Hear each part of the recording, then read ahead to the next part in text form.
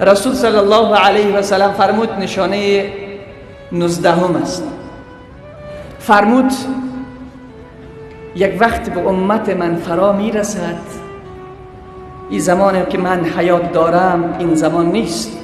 شما اصحاب من هستین، مرا میبینید، من زنده هستم. رسول صلی الله علیه و سلم فرمود مرا میبینید. زمان با امت من فرا میرسد که به خاطر دیدن من، رسول الله صلی الله علیه و سلم میفرماید آنقدر جوانان امت من، زنان امت من، بزرگان امت من آنقدر تشنه دیدار من میشوند که اگر قرار است دیدار من به اندازه قیمت جانشان، مالشان، زندگیشان تمام شود، همه را فدای دیدار من میکنن.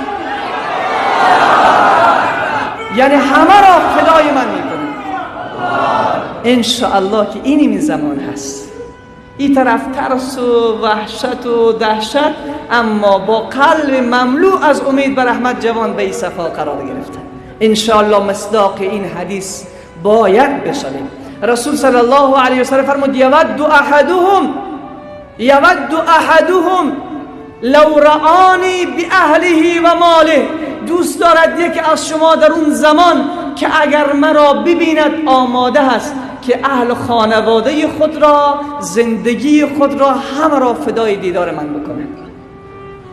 یک خواهر در سرزمین فلسطین شوهرش را از دست داده، شهید شده. شوهرش در نبرد، در جنگ با اسرائیل شهید شده. همین نزدیکی ها ما او را دیدم، شهید شده. او از پیشش پرسان میکنن چه حس داری؟ شوهرت شهید شده.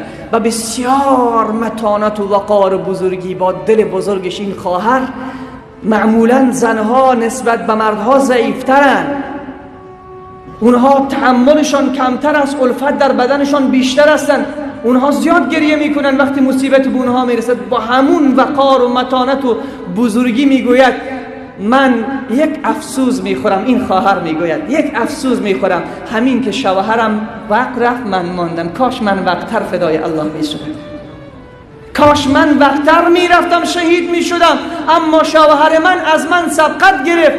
ای کاش من اول جان میدادم بعد شوهر من جان میداد.